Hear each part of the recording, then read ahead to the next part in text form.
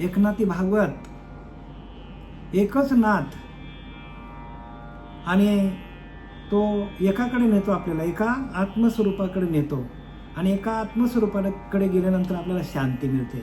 म्हणून शांती ब्रह्मनाथ महाराज असं त्यांना पदवी मिळालेली आहे. आणि आपला एकनाथी भागवतामधील अध्याय 23वा श्लोक क्रमांक आपला 31 आहे, आणि यातील ओवी क्रमांक 489 पर्यंत आपण आलो होतो. श्लोक काय सांगतो बघा. भगवंत उद्धवाला म्हणाले, अरे उद्धवा, मनाने असा निर्धार करून तो अवंतीचा ब्राह्मण मी व माझे या हृदयग्रंथी तोडून मुनीप्रमाणे शांतचित्त झाला. काय सांगितलंय की मनाने त्या कंजूस ब्राह्मणाच्या मनाने असा निर्धार केला, आणि त्याने काय केलं, मी आणि माझे प्रत्येकाच्या हृदयामध्ये ह्या ग्रंथी बसलेल्या आहेत, आणि त्या ग्रंथीमधून माणसाला काय अहंकार होतो, आणि तो अहंकारच माणसाला अधोगतीला घेऊन जातो. म्हणून इथं काय सांगितलंय, मी आणि माझे या हृदय ग्रंथी तोडून संतांप्रमाणे शांतचित्त झाला. त्या अवंती राज्यामधील त्या नगरीमध्ये जो ब्राह्मण राहत होता, त्याला नाथबाबांनी भिक्षुगीत असं नाव दिलेलं आहे. आणि हा भिक्षुगीत आपल्याला प्रत्येकाच्या अंतकरणातील जो भाव आहे, तो भाव कसा निर्माण होईल, तर प्रत्येकावर अडचणी आल्या, संकट आलं, अडचणी आल्या तरच तो भाव तयार होईल. आणि ज्याच्यावर संकट आलेच नाही, त्याच्या मुखामध्ये नामस्मरण सोडा, पण भक्ती मार्गाला पण लागत नाही तो, आणि स्वतःच्याच अहंकारामध्ये माणूस जगतो. म्हणून नाथबाबांनी आपल्याला भिक्षुगीत या रूपाने आपल्याला नाथ भागवतातून आपल्याला निरूपण देण्याचं, उत्तम प्रकारे निरूपण देण्याची सोय आपल्याला नाथ भागवतामध्ये नाथांनी दिलेली आहे. ते आपण बघूया आता. तो अवंतीचा ब्राह्मण मी आणि माझे या हृदयरूपी ग्रंथी तोडून मुनीप्रमाणे शांतचित्त झाला.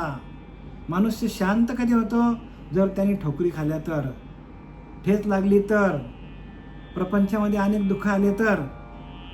आणि म्हणून तुकोबाऱ्या सांगतात, संसार तापे तापलो देवा, करिता सेवा कुटुंबाची सेवा करता करता संसारामध्ये ताप दुःख कष्ट वाटायला येतात.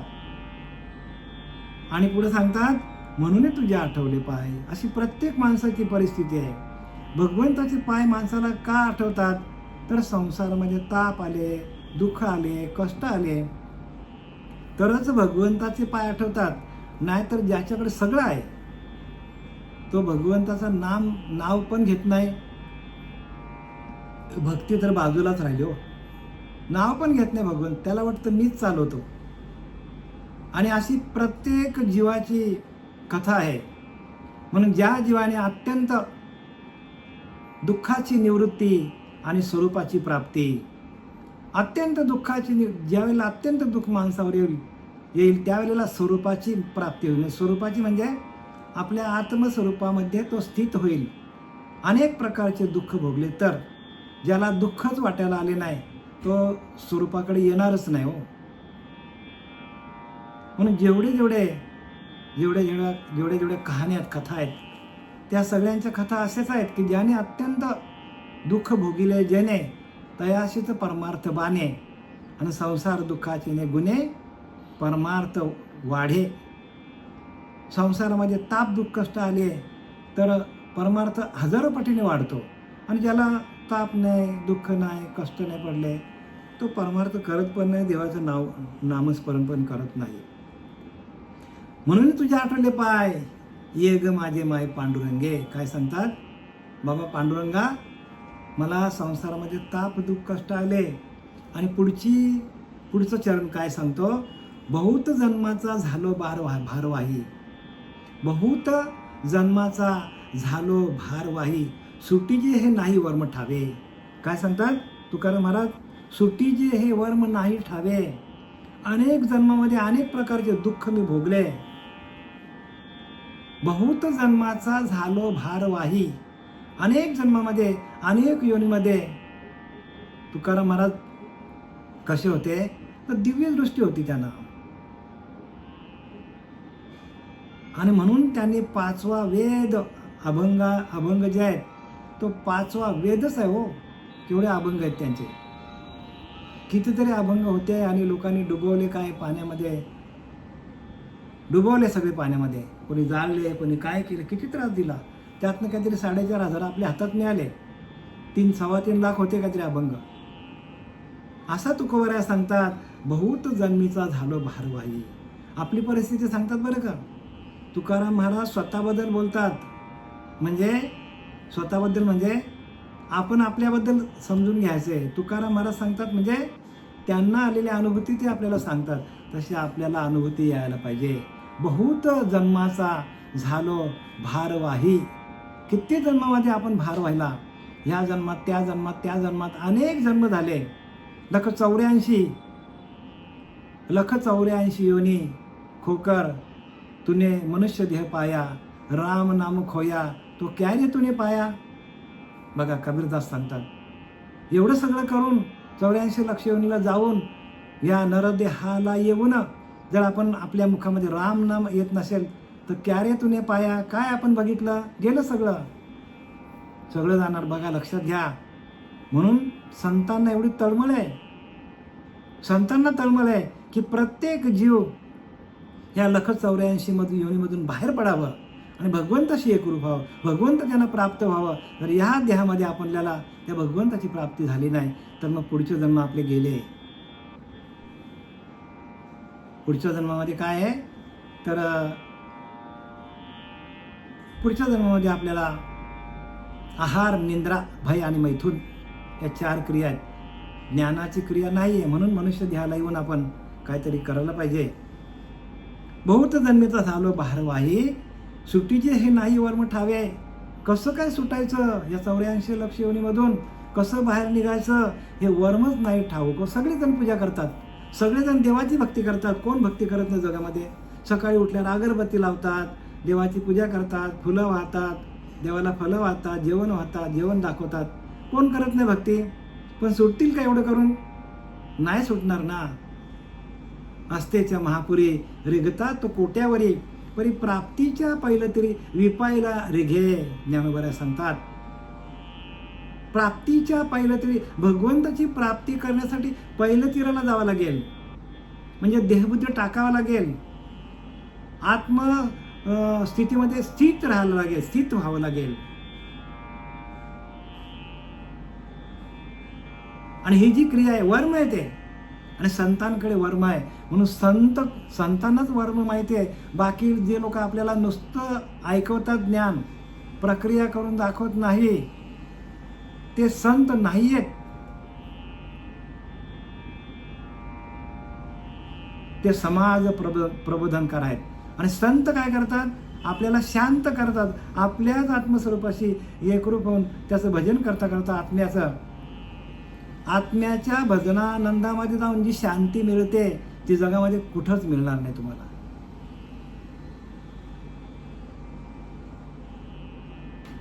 म्हणून प्रत्येकाला स्थितप्रज्ञ व्हायला सांगितलं आहे. तो काम सर्वता जाये, जयाच्या आत्मसंतोषी मन राहे, तोची स्थितप्रज्ञ होय मनुष्य जाण. ज्ञानोबराया सांगतात. तो स्थितप्रज्ञ. सगळे विषय जाऊन आपण शांत व्हायला पाहिजे. पण नुसतं शांत होऊन जमणार नाही. कारण काय सांगितलंय? बहुत जन्माचा झालो भारवाही. सुटीचे हे वर्म नाही ठावे. कसं सुटायचं हे वर्म काय कळाल मार्गत नाही देवा. असं भगवंताला विनंती केली आहे. तसं तुम्ही आम्ही भगवंताला विनंती करा तरच साधू मिळतील सोडणारे. विनंतीच आपण केली नाही भगवंताकडे, मागणीच मागत नाही. आपण भगवंताकडे काय मागतो? तर प्रपंचातल्या नाशिवंत गोष्टी आपण मागतो. प्रपंचातल्या काय मागतो? नाशिवंत गोष्टी मागतो आपण.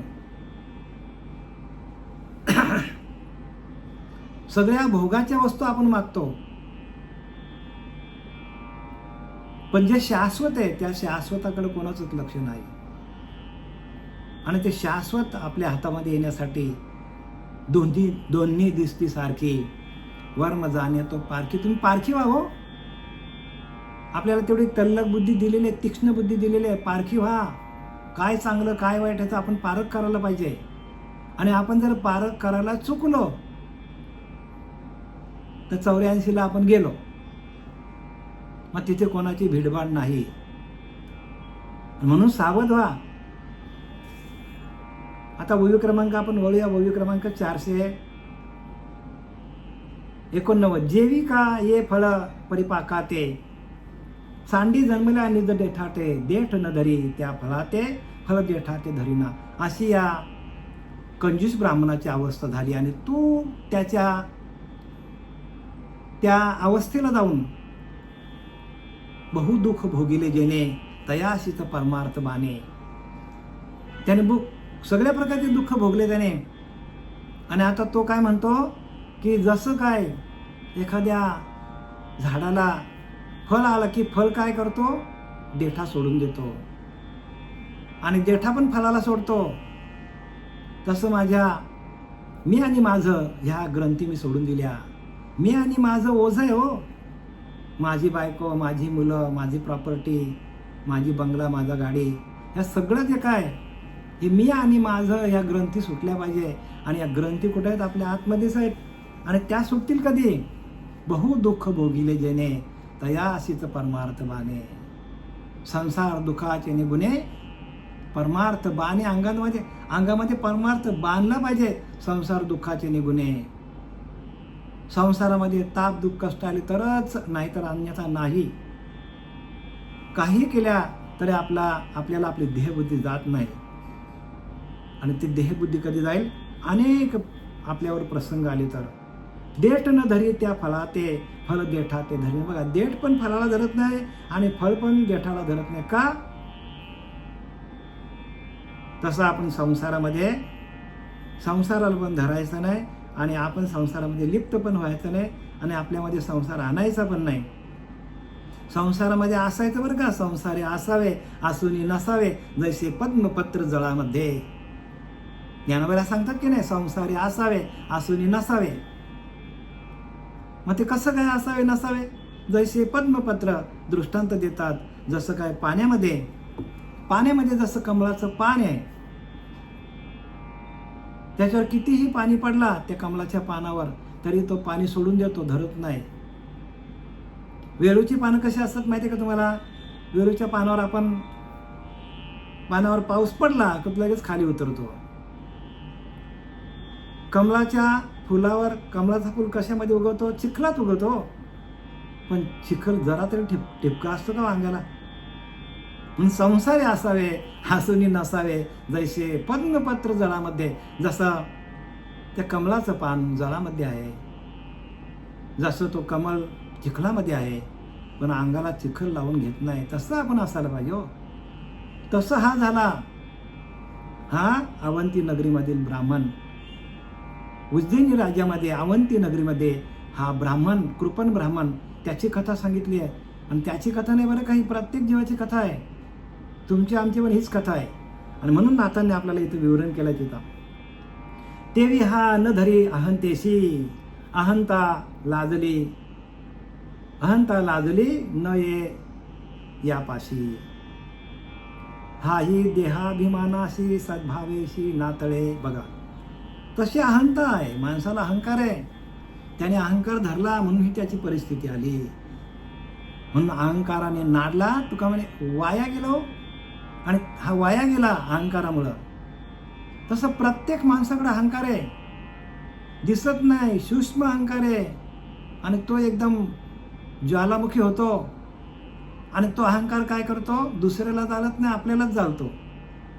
ज्ञान काय करतो? दुसऱ्याला चालत नाही, आपल्यालाच जाळतो. आपला हे सकळ आपणापाशी सगळं आपल्याजवळ हो. सकळ गुणापाशी गती, सुगुण ते भाग्यश्री भोगिते. आणि अवगुण्यास दारिद्र्य प्राप्ती, यदर्थी संदेह नाही. जराही संदेह पकडायचा नाही बरं का. आपल्याकडनं अवगुण होतात म्हणजे आपल्याकडे अहंकार आहे. सगळा अहंकाराची कथा सांगायला लागला हा आता उज्जैनी नगरीचा ब्राह्मण, कंजूस ब्राह्मण. आणि संपूर्ण ते नगरीच काय केली त्याला, नगरीने काय केलं त्याला नंतर, त्याला कोणी ओळख पण देत नाही अशी परिस्थिती झाली. त्याला कोणी विचारत पण नाही. त्याची छेड काढायला लागली. एवढा मोठा श्रीमंत माणूस अहंकारामुळे गेला. तसा आपल्याकडे अहंकार होता कामा नये. जरा जरी अहंकार झाला तर आपण कामातून गेलो समजायचा.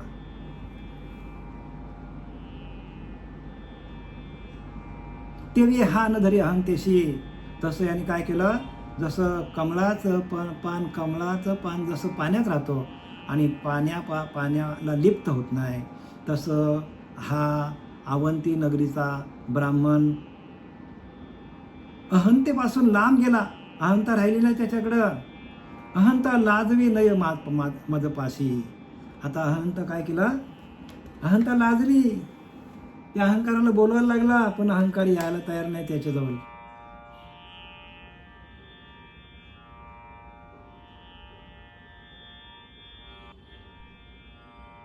हाही देहाभिमानाशी सद्भावेशी नातळे.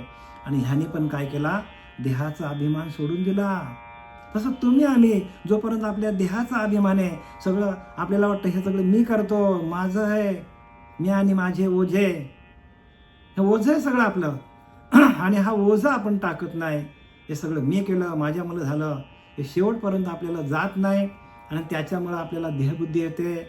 आणि देहबुद्धीमुळं आपल्याला अधोगतीला जावं लागतो, भगवंताची प्राप्ती होत नाही.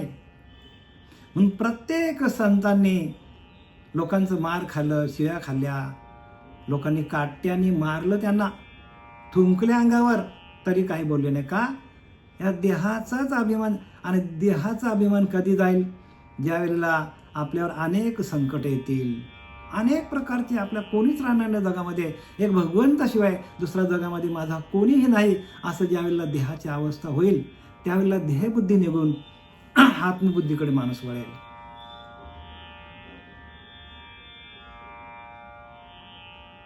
देहबुद्धी गायब होईल तुमची, आत्मतत्वाकडे जाईल. तोपर्यंत नाही बरं का. साधे छोटे पॉइंट आहेत, पण लक्षात घ्या, देहबुद्धी आहे ना, ती माणसाला काय करते, देहबुद्धीचा नारा, थोर चिंतेचा अडदळा, संकल्प विकल्पाचा मारा, देहबुद्धी अनिवार्य. देहबुद्धी जात नाही लवकर. आणि ती काय करते, आपल्याला ह्या विषयामध्ये घुसळवते, त्या विषयामध्ये आपल्याला नेते, त्या विषयामध्ये नेते आपल्याला. अनेक विषय आपल्याला काय करतात, त्रास देतात देहबुद्धीमुळे. आणि ज्याने देहबुद्धी ज्याची गेली, त्याला अहंकार गेला. तुका म्हणे देव झाला. देव व्हायला काय वेळ लागतो माणसाला, पण नाही ना जात, तेच तर प्रॉब्लेम आहे. आणि तो आपल्याला घालवायचा असेल तर मग आपल्याला सर्व इंद्रियांच्या वृत्ती एकांतामध्ये, आपल्याला सर्व इंद्रिय आपल्या एका आत्मस्वरूपाकडे आणायला लागतील.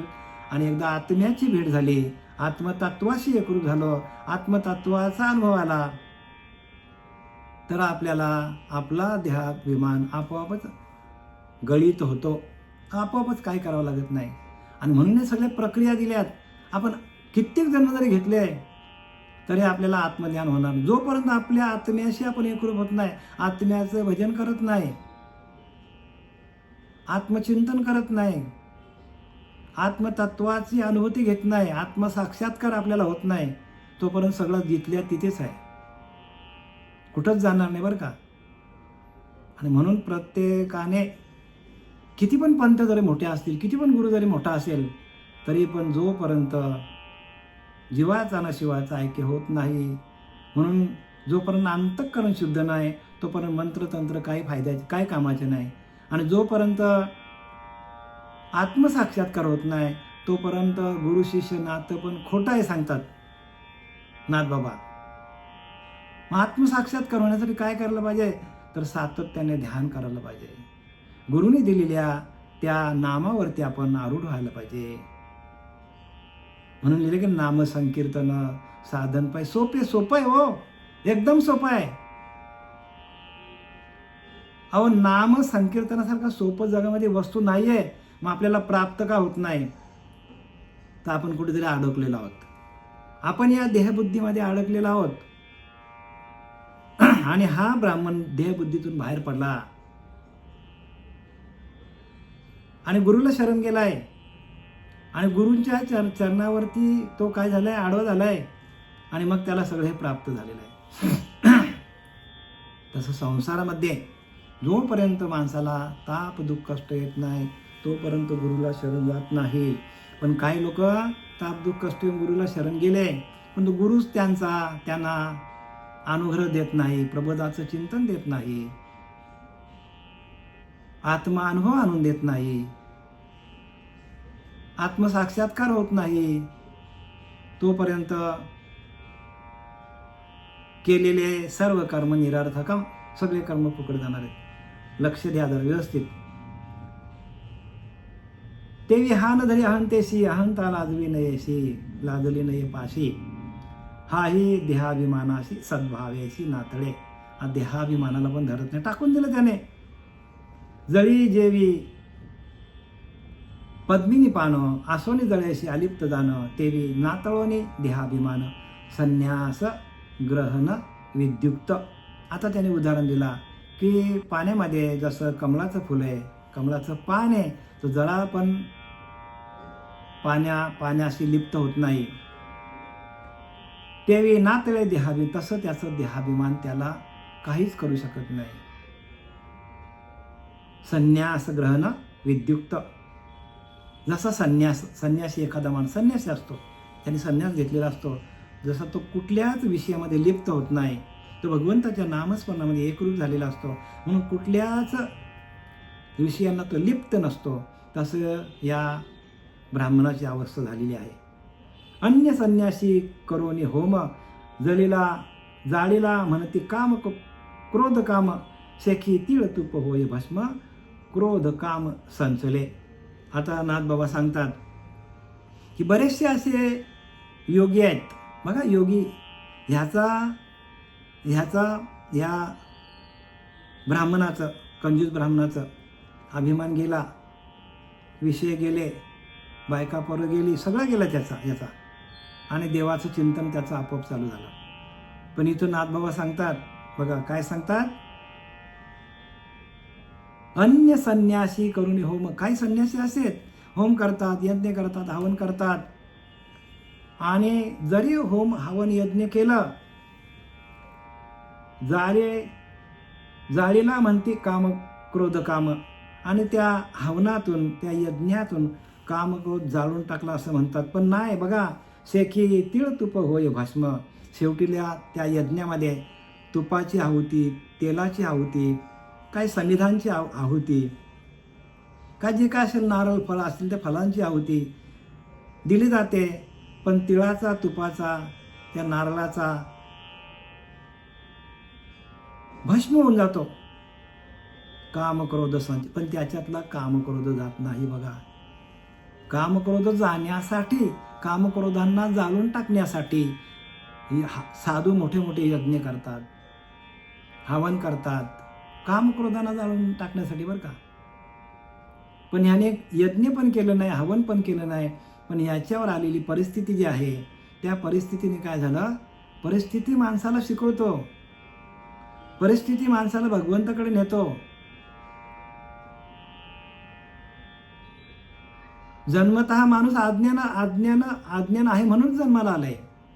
अंधकार आहे माणसाकडे म्हणूनच माणसाला जन्म मिळालेला आहे. पण त्याच्यावर अनेक संकट आली तर माणूस काय होतो, शहाणा होतो. शहाणा तो धनी घेतो येते. शहाणा असेल तोच हे नाम घेतो आणि नामाचं चिंतन करतो. म्हणून इथे काय सांगतात, तैसी नव्हेची याची होमस्थिती, जाळलेल्या विकल्पाच्या वृत्ती, कामक्रोधांची पूर्णाहुती केली अहंकृती समवेत. तसं याचं काय झालं नाही, यांनी काय समिध्या टाकले नाही, यांनी काय होम जाळलं नाही. मग ह्याचं काय झालं, ह्याचं असं झालं की ज्ञान अग्निसंपर्के कडसिले विवेके पदाले परिपाके आमोदेशी. ज्ञान अग्निसंपर्के, ज्ञानरूपी अग्नी याच्यामध्ये तयार झाला. अनेक प्रकारच्या ठोकरी खाल्या, अनेक प्रकारची संकट तोंड देता देता याचं जीव नको नको झालं. त्या कृपण ब्राह्मणाचं. आणि मग ज्ञान अग्नी संपर्के म्हणजे ज्ञानरूपी अग्नी म्हणजे त्यांच्या पिंडामध्ये वैराग्य निर्माण झाला आणि विवेक निर्माण झाला. विवेक आणि वैराग्य तेच जाणे जे महत्भाग्य. त्याच्या जीवनामध्ये महत्भाग्य आलं की त्याच्याकडं विवेक आला, वैराग्य आला. तसं तुमच्या आमच्याकडं विवेक आणि वैराग्य आला तर आपल्याकडं महत्भाग्य हाताशी आले. महत्भाग्य आपल्या हाताशी येणार पण विवेक आणि वैराग्यातून, बरं का. पण काय काय लोकांना एवढी संकट येतात, मारायला टेकतात, देव देव देव देव करतात, परत त्याच मार्गाला जातात. देवाने आपल्यावर जे काही संकट आणलेले आहेत, जे काही व्याधी आपल्याला दिलेल्या आहेत, त्या कशासाठी आहेत तर आपलं नामस्मरण भरपूर व्हावं, आपण सद्गुरूच्या आज्ञेमध्ये चालावं, भगवंताच्या पथावर जावं. त्यासाठी देव आपल्याला काय करत असतो, सावध करत असतो. कुठेतरी आपल्याला दुखापत देतो देव, दुःख देतो. पण आपला दुःख बरा झाला की अरे माझ्या मागल्या, जसा तसाच परत भक्ती सोडून देतो, सगळं सोडून देतो. बरं वाटत नाही तोपर्यंत देवाचं चिंतन. बरं वाटलं की बरं नाही वाटत तोपर्यंत बाबा देवा तू माझा बाप, आणि बरं झालं की देवा तुझा मी बाप सांगतो. अशी प्रत्येक जीवाची. आणि म्हणून संत संग सोडू नका. संतांची संगतच तुम्हाला भगवंताकडे नेल. जरा जरी तुम्ही संग सोडला संतांचा, गेले सगळे वायाला. तर कोणीच कोणाला वाचू शकत नाही ते. मग काही नका करू, संत संग करा, पूर्वीचा धागा उगवेल. संत संग करा, संतांची संगत, संतांचा सहवास तोची स्वर्गवास. संतांची सेवा कोणी करत नाही, संतांच्या बोलण्याकडे लक्ष नाही, आणि अनेक प्रकारची दुःख माणूस भोगत बसतो. आणि भगवंत बरा करतो, परत आपल्याला चान्स देतो. पण किती वेळा आपल्याला चान्स देणार आहे. म्हणजे एकदा का आपली दोरी तुटली तर गेलो आपण अधोगतीला. मग आपली दोरी कधी तुटेल माहिती आहे का? कोणाला माहिती आहे का? आपल्या हातात आहे का? आपण लोकांचा विचार का करायचा? आपला विचार कर ना. तुझं नव्हे, तुझं शरीर. इतरांचा काय विचार? आपलं शरीर आपलं नाही, पण इतरांचा विचार काय करायचा? एका भगवंत साचार धरी भावार्थ बळे. भगवंताला आपलासा करा. भाव बळे आकले एरवी न कळे, करतळे आवळे तैसा हरी. एवढा सोपा ज्ञानोबा सांगते, एवढा सोपा परमार्थ आहे. पण आपल्याला जमत का नाही? तर आपले अंतःकरण दूषित आहे, मलिन आहे, मलिनता आलेली आहे. आणि त्याच्यामुळे आपल्याला हे कळत नाही. आणि ती मलिनता घालवायची असेल तर संत संग करा, ध्यान करा, वाचन करा, मनन करा, पाठांतर करा. अन्य संन्यासी करून होम जाईला काम क्रोध काम, शेखी तिळतूप होई भस्म काम क्रोध संचले. शेवटीला त्या हवनातून, यज्ञातून काय होतं? तिळाचा, तुपाचा, समिधांचा भस्म होऊन जातो आणि काम क्रोध तसेच राहतात पिंडामध्ये. पण ह्याच्याकडनं काम क्रोध हे गेला, अभिमान गेला, सगळं गेला. का? तर ह्याच्यावर आपत्ती आल्या. तसं आपल्यावरच आपत्ती भरपूर येतात. पण आपण काय करतो? सहज घेतो. नाही बाबा, सहज घेऊ नका. हे भगवंताने आपल्याला लावून दिलेलं आहे असं समजायचं. म्हणून अनुतापे तापलो देवा, करिता सेवा कुटुंबाची. म्हणूनच तुझे आठवले पाय. सगळ्या संतांना अनुताप आलेला आहे, म्हणून ते संत झालेले आहेत. तैसे नव्हेच याची होमस्थिती, जाळलेल्या विकल्पाच्या वृत्ती, कामक्रोधांची पूर्णावती केली अहंकृती समजत. तसं याचं काय झालं नाही, होम झालं नाही. या ब्राह्मणाने होम वगैरे काय झालं नाही. आणि काय केलं? जाळलेल्या विकल्पाच्या वृत्ती, जे संकल्प विकल्प मनामध्ये यायचे, जे वाईट विचार मनामध्ये यायचे, ते सगळे काय केलं? ते सगळे वाईट विचार घालून टाकले. कारण ह्याला परिस्थितीने हा गांजला गेला. त्याला कोणीच विचारत नाही, बायका नाही, पोरं नाही, सगळ्यांनी टाकून दिलं. सगळ्या अंगावर थुंतू करायला लागली याच्या. आणि तेव्हा हा सावध झालेला आहे. तशी प्रत्येक माणसाची परिस्थिती आहे. म्हणून दया नाही, अनुताप हे त्याचे पूर्व पाप आहेत. समर्थ रामदासांनी मस्त लिहिले बघा, जया नहे अनुताप हे त्याचे पूर्व पाप. ज्याला ताप दुःख कष्ट येत नाही, जो सुखी आहे तो पापी असं सांगतात. पापी सांगतात. आणि म्हणून प्रत्येकाने सावध व्हायला पाहिजे की आपल्याला ताप दुःख कष्ट आलेले आहेत, तर आपलं भजन जास्तीत जास्त व्हायला पाहिजे आणि संतांची संगत सुटता कामा नये. कारण आपल्याला तारणारा आपला जो नाम जपू यज्ञ तो परम, तो आपल्याला नामच आपल्याला सोडवणार आहे. नामच आपला देव आहे.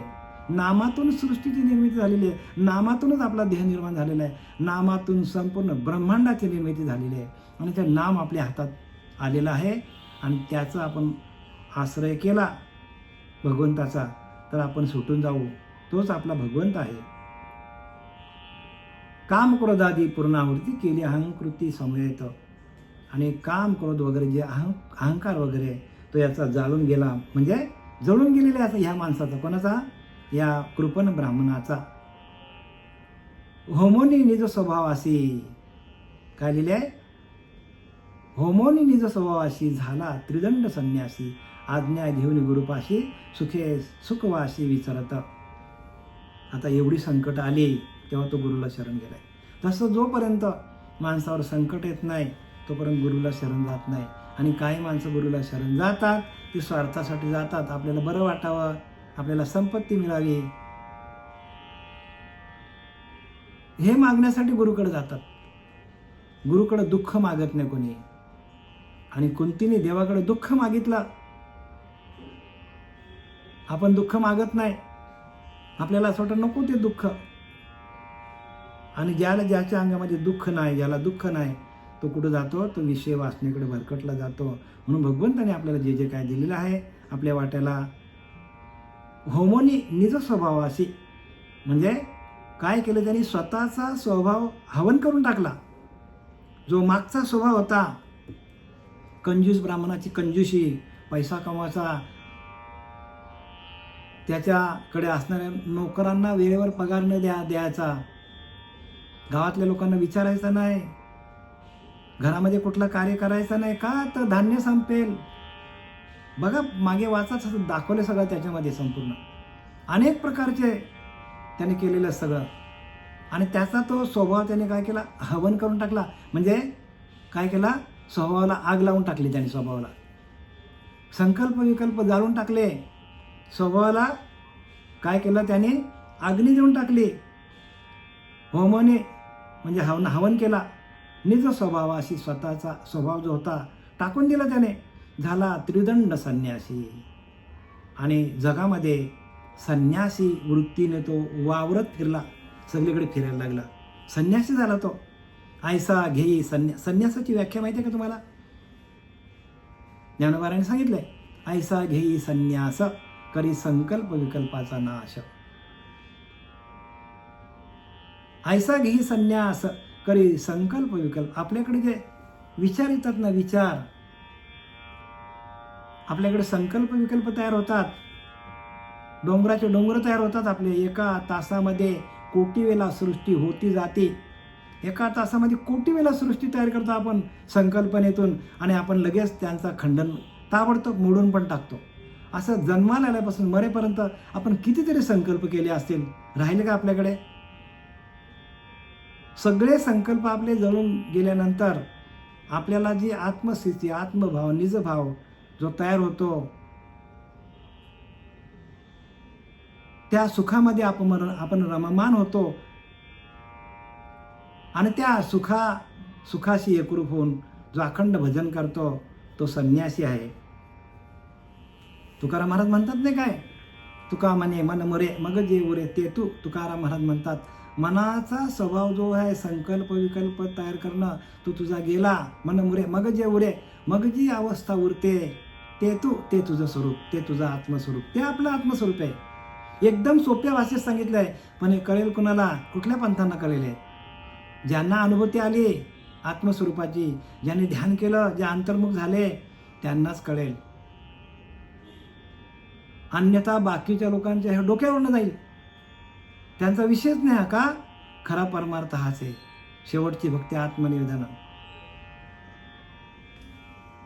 आणि आत्मनिवेदन भक्ती मिळण्यासाठी सद्गुरूला शरण जायचा असतो. झाला त्रिदंड संन्यासी, सगळीकडे तो फिरायला लागला संन्यासी. आज्ञा घेऊन गुरुपाशी सुखे सुखवासी विचारत. आणि गुरुची आज्ञा घेतली आणि तो सुखाने सगळीकडं फिरत राहिला, सगळीकडे सगळीकडे बरं का. का तर मग ती अवस्था आहे बरं का. आपल्याकडला अहंकार गेला, आपल्याकडले विषय गेले, मग ती माणसाची अंतःकरणाची अवस्था आहे. हे विश्वची माझे घर, ऐशी मतिजांची स्थिर, किंबहुना चराचर आपणच झाला. प्रत्येक चराचरमध्ये तो स्वतःलाच बघायला लागला. त्या कुत्र्यातल्या, त्या मांजरातल्या, त्या उंदरातल्या, त्या हत्तीतल्या, त्या मुंगीतल्या, मुंगीमध्ये जो परमात्मा होता तोच माझ्यामध्ये. हे विश्वची माझे घर. जेव्हा अहंकार जातो, जेव्हा सगळे काम वासना निघून जातो, त्यावेळेला संतांनी लिहिलेलं आहे, त्यांच्याकडचे सगळे काम वासना गेली, सगळे विषय गेले, अहंकार गेला. हे विश्वची माझे घर असं त्यांना वाटतो. तसं आपल्याला वाटले पाहिजे की संपूर्ण विश्वामध्ये मीच भरलेला आहे. हे विश्वची माझे घर, ऐशी मतिजांची स्थिर, किंबहुना चराचर आपणच झाला. चराचरामध्ये मीच भरलेला आहे. ह्याही वरी पार्था माझ्या भजनी आस्था, ह्याही वरी पार्था माझ्या भजनी आस्था. म्हणजे अरे अर्जुना, ह्याच्यापेक्षा माझ्या भजनावर ज्याची आस्था आहे, ज्याचा भाव आहे,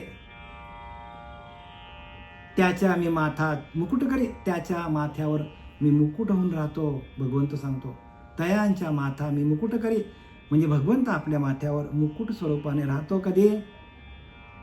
जर आपलं सातत्याने भगवंताचं नामस्मरण चालू असेल तर. झालेली सेवा आपला आता आपण ओबी क्रमांक 494 पर्यंत आलेलो आहोत आणि आपला श्लोक क्रमांक 31 संपुष्टात आलेला आहे. पुंडलिकावर दे हरी विठ्ठल श्री ज्ञानदेव तुकाराम पंढरीनाथ भगवान की जय. माऊली ज्ञानेश्वर महाराज की जय.